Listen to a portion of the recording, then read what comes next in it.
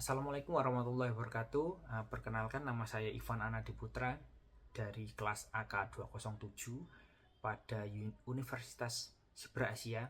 Nah, pada kali ini saya akan sedikit memaparkan atau sedikit menjelaskan atau bercerita terkait dengan kondisi makroekonomi di negara Tiongkok tahun 2023-2024. Nah, kenapa sih saya memaparkan ini? Yaitu sebagai salah satu pemenuhan tugas saya untuk ujian akhir semester di semester genap di tahun 2024-2025 pada mata kuliah ekonomi makro. Nah, kenapa sih saya ingin mengangkat penasaran dengan kondisi ekonomi makro di negara Tiongkok? Nah, saya melihat di negara Tiongkok ini kelihatannya mereka dapat memajukan negaranya untuk lebih maju atau menjadi negara yang dikjaya itu, dikjaya. Jadi mereka yang sebelumnya negara berkembang sekarang menjadi negara yang maju dengan barang-barangnya yang dapat diekspor ke negara-negara lain, barang-barangnya yang dapat merambah ke pasar internasional, jadi dapat bersaing dengan barang-barang yang kualitasnya dari Eropa. Nah, kenapa sih negara Tiongkok bisa seperti itu? Jadi saya lebih penasaran terkait dengan kondisi makroekonomi yang terjadi di negara Tiongkok pada tahun 2023 maupun di 2024, karena di tahun itu adalah tahun-tahun setelah pandemi yang saya rasakan di negara kita yaitu Indonesia itu tahun-tahun yang kita mulai untuk memulihkan diri dari merosotnya ekonomi di saat pandemi, karena kita harus merangkak dulu di pandemi, kemudian kita mulai sedikit demi sedikit berdiri dan berjalan untuk kembali ke kondisi normal daripada perekonomian setelah pandemi. Nah, gimana sih di negara Tiongkok? Nah, outlook daripada perekonomian Tiongkok di 2023 ataupun 2024 dari mata makroekonomi atau makroekonomi itu sendiri, dari mata makroekonomi, yaitu sebenarnya ekonomi yang mempelajari terkait dengan perilaku atau kinerja ekonomi secara keseluruhan atau agregat dari suatu negara. Nah, dari mata makroekonomi itu kita lihat dari 5 segmen atau 5 elemen. Yang pertama yaitu inflasi, yang kedua yaitu kurs, yang ketiga itu PDB atau produk domestik bruto, yang keempat dari neraca pembayaran, yang kelima dari neraca perdagangan atau perdagangan internasional yang dilakukan oleh negara Tiongkok. Nah, yang pertama kita masuk ke inflasi. Nah, inflasi yang ada di negara Tiongkok ini di tahun 2023 yaitu inflasi yang terjadi sangat rendah atau sempat mendekati deflasi. Itu indeks harga konsumennya atau IHK-nya tahunannya hanya naik sekitar 0,2% NPS China. Nah, di tahun 2024 hampir sama atau hampir mendekati juga, yaitu tingkat inflasi tahunannya itu relatif rendah juga, bahkan sempat mendekati deflasi, yaitu kondisi inflasi Tiongkok di tahun 2024 berdasarkan data di pertengahan tahunnya yang kita lihat dari media daring atau dari website, yaitu kita di bulan April 2024 itu sekitar 0,3, ya, meningkat sedikit dari bulan sebelumnya 0,1% di bulan Maret 2024. Nah, kemudian di bulan Mei-nya itu naik ke 0,4. Jadi inflasinya naik di 0,4%. Nah, ini sedikit memberikan gambaran bahwa negara Tiongkok sedikit melakukan pemulihan dari tekanan deflasi yang terjadi di negaranya. Kemudian di akhir tahun perkiraannya itu tetap masih rendah inflasi yang terjadi di Tiongkok, yaitu 1% sampai 1,5%. Nah, faktor penyebabnya rendahnya inflasi di negara Tiongkok yaitu lemahnya permintaan domestik. Jadi domestiknya, permintaannya dari negara Tiongkok itu rendah, kemudian terutama dari sektor properti dan konsumsi rumah tangganya. Nah, kemudian dari kurs atau nilai tukar. Jadi di 2023 yuan di 2023 itu sempat melemah dari USD atau dolar Amerika Serikat, dari sekitar 6,8 menjadi 7,3 yuan per USD. Nah, terutama melemahnya ini karena perbedaan dari kebijakan moneter antara The Fed dan PBOC di Bank Sentral dari Tiongkok itu sendiri, sehingga mengakibatkan pelemahan dari yuan ke US dollar. Kemudian di tahun 2024 yaitu yuan ternyata terus melemah, yaitu secara bertahap. Jadi selama paruh pertama 2024. Nah, nilai tukarnya itu sempat meningkat di awal tahun, yaitu 7,1 ke sekitar 7,27 pada pertengahan Juli 2024. Nah, kenapa sih yuan di 2024 juga melemah? Yaitu faktor penyebabnya yaitu pertama, perlambatan ekonomi domestik di Tiongkok itu sendiri. Itu membuat investor kurang tertarik terhadap aset berdominasi yuan. Jadi investor lebih tertarik mungkin ke USD ataupun ke euro. Nah, yang kedua yaitu krisis sektor properti. Nah, krisisnya ini terjadi karena melemahnya kepercayaan terhadap pertumbuhan jangka menengah. Jadi kurang percayanya terhadap program-program yang dikerjakan untuk terkait dengan properti di jangka menengah. Yang ketiga yaitu kebijakan moneter longgar dari PBOC. Jadi Bank Sentral Tiongkok memberikan atau menentukan kebijakan yang begitu longgar. Di antaranya yaitu menurunkan suku bunga dan memperlebar gap dengan suku bunga tinggi di Amerika Serikat. Kemudian yang keempat yaitu kekuatan dolar dari Amerika Serikat itu sendiri yang semakin tinggi atau semakin meningkat secara global atau internasional. Nah, kenapa sih dolar semakin tinggi atau semakin meningkat? Yaitu didorong oleh ketahanan ekonomi daripada negara Amerika Serikat atau suku bunga tinggi oleh Federal Reserve. Kemudian untuk selanjutnya pada produk domestik bruto atau PDB.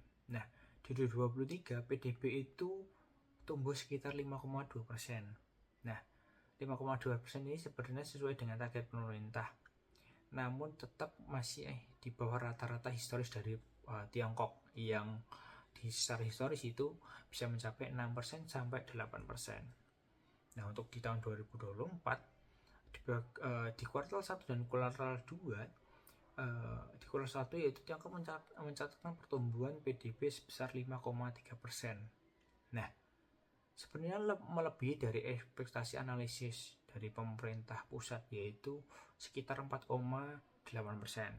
Di kuartal 2 juga di 2024 pertumbuhan diperkirakan atau sedikit melambat ke 4,8% sampai 5% karena pengaruh dari tekanan domestik di negara Tiongkok sendiri. Nah, di tahun 2024 secara penuh negara Tiongkok itu target resmi dari pemerintah sebenarnya yaitu untuk PDB sekitar 5% untuk di tahun 2024. Nah, kita masuk ke neraca pembayaran dan neraca perdagangan Tiongkok. Yang pertama yaitu neraca perdagangan terlebih dahulu. Nah, neraca perdagangan ini berhubungan erat dengan ekspor dan impor yang dilakukan oleh suatu negara. Nah, terkhususnya ini di negara Tiongkok. Yang pertama ekspornya di tahun 2023 ternyata setelah pandemi ekspor di Tiongkok juga mengalami pelemahan sekitar minus 4,6% dibanding dengan tahun sebelumnya. Nah, akibatnya itu permintaan global yang menurun pasca pandemi dan konflik geopolitik. Nah, sama juga dengan negara kita yaitu Indonesia. Nah, komoditas yang paling terpengaruh dengan adanya pandemi dan konflik geopolitik yaitu ekspornya, yaitu komoditas elektronik, tekstil, dan produk baja. Jadi ekspornya sedikit mengalami pelemahan di tahun 2023. Kemudian di segmen impor, di tahun 2003 impor malah turun lebih dalam sekitar minus 5,5%. Nah, ini juga karena lesunya permintaan dari domestik. Jadi domestik tidak meminta barang-barang atau misal tidak meminta untuk melakukan impor, sehingga lebih lesu atau impornya menurun. Tapi kalau dilihat dari surplus perdagangan, ini tetap tinggi, yaitu mencapai 823 miliar USD.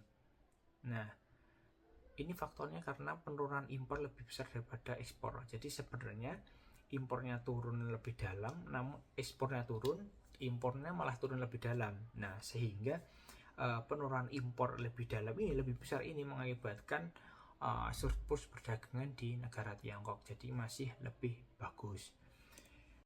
Kemudian di tahun 2024-nya, nah 2024 sektor ekspor ini secara bertahap sudah mulai pulih setelah kontraksi pada 2023.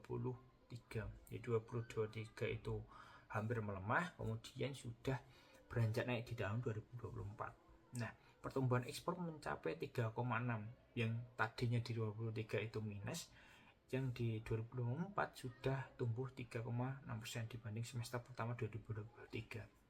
Nah,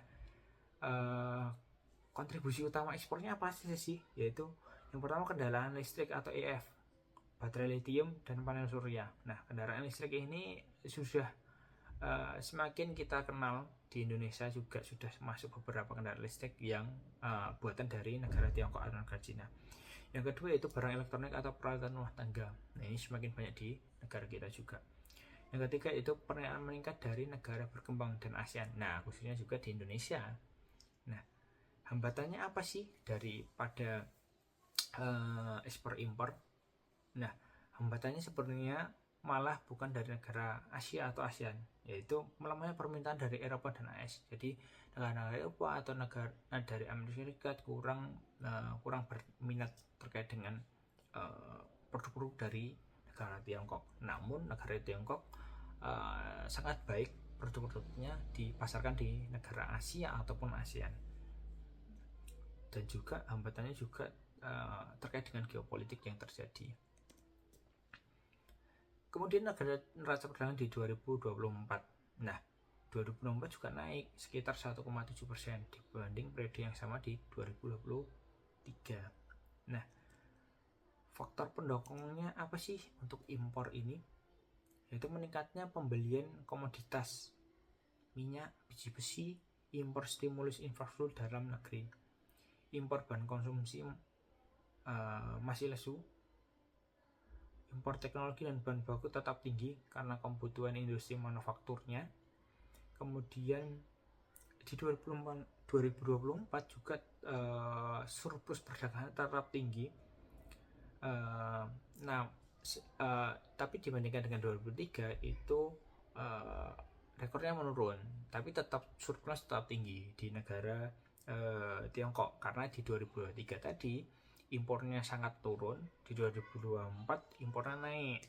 Nah, yang menyebabkan dia tetap surplus, ekspornya juga naik, namun surplusnya di 2023 sampai 2024 itu lebih bagus di 2023. Nah, di 2024 ini sekitar 750 sampai 800 miliar USD. Nah, kemudian kita masuk ke neraca pembayaran. Di 2023 surplus transaksi berjalannya sekitar 1,5% dari PDB atau produk domestik bruto.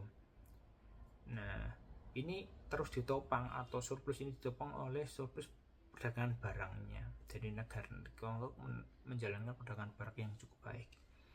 Kemudian transaksi modal dan finansial mengenai outflow atau arus keluar modal, karena investor asing mengalihkan aset dari Tiongkok ke negara-negara yang dengan suku bunga lebih tinggi. Nah, investornya lebih tertarik ke negara-negara yang suku bunganya lebih tinggi atau lebih menguntungkan.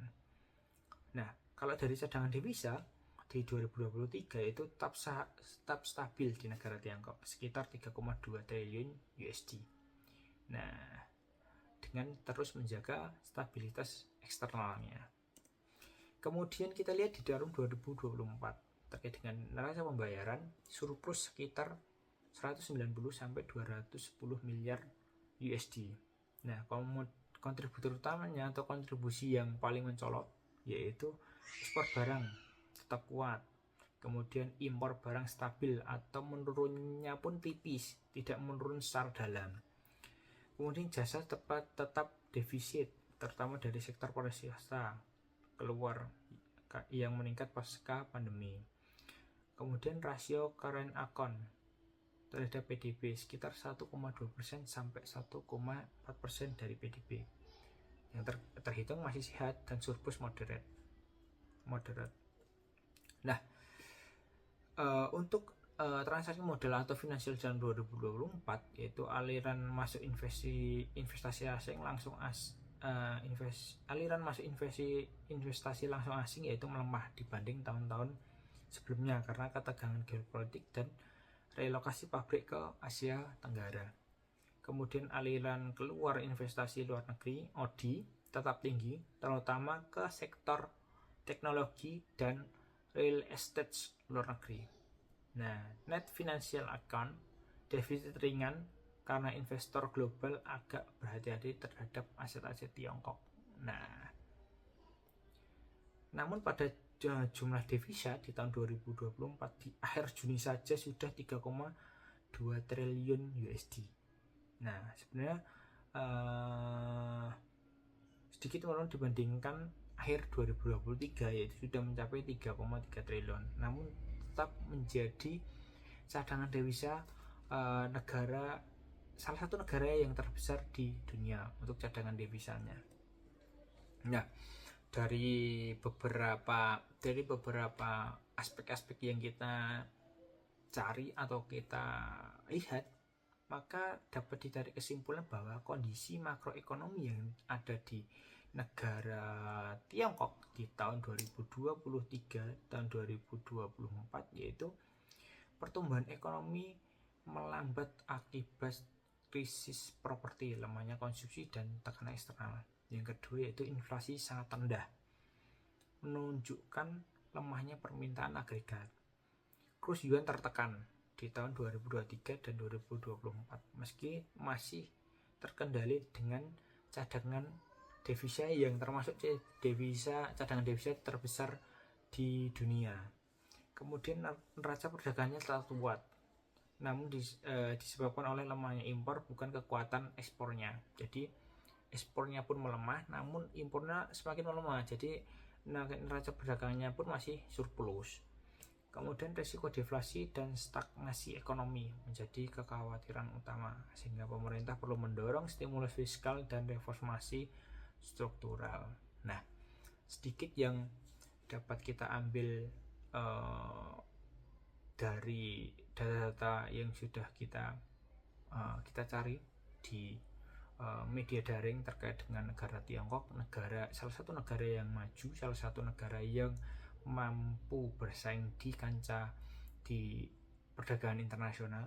Nah, dari beberapa data tersebut saya mengambil daftar pusaka atau beberapa daftar pusaka dari yang pertama yaitu International Monetary Fund (IMF), kemudian dari World Bank, China Economic Update Spring 2024, kemudian yang ketiga National Bureau of Statistics of China (NBS) 2024, kemudian Reuters China Economics Growth, kemudian dari Bloomberg 2023-2024 Yuan Weakness Amid Global Monetary Divergence, kemudian dari Xinhua News Agency 2024 yaitu China Trade Surplus Remains Strong Amid Falling Imports. Nah, mungkin sedikit yang dapat saya sampaikan atau mungkin sedikit yang dapat kita simpulkan dari kondisi makroekonomi dari negara Tiongkok, sehingga menjadikan Tiongkok menjadi salah satu negara yang dari negara berkembang menjadi salah satu negara maju, negara dikdaya, negara yang dapat bersaing di kancah internasional. Dan kita juga berharap bahwa negara kita, Indonesia, nantinya akan menjadi salah satu negara maju, salah satu negara yang sudah bertahap untuk menjadi negara maju dan secara kuat secara ekonominya untuk melakukan ekspor, dan juga negara yang dapat bersaing, barang-barangnya dapat bersaing di kancah internasional nantinya. Demikian sudah saya sampaikan, kurang lebih saya mohon maaf. Wassalamualaikum warahmatullahi wabarakatuh.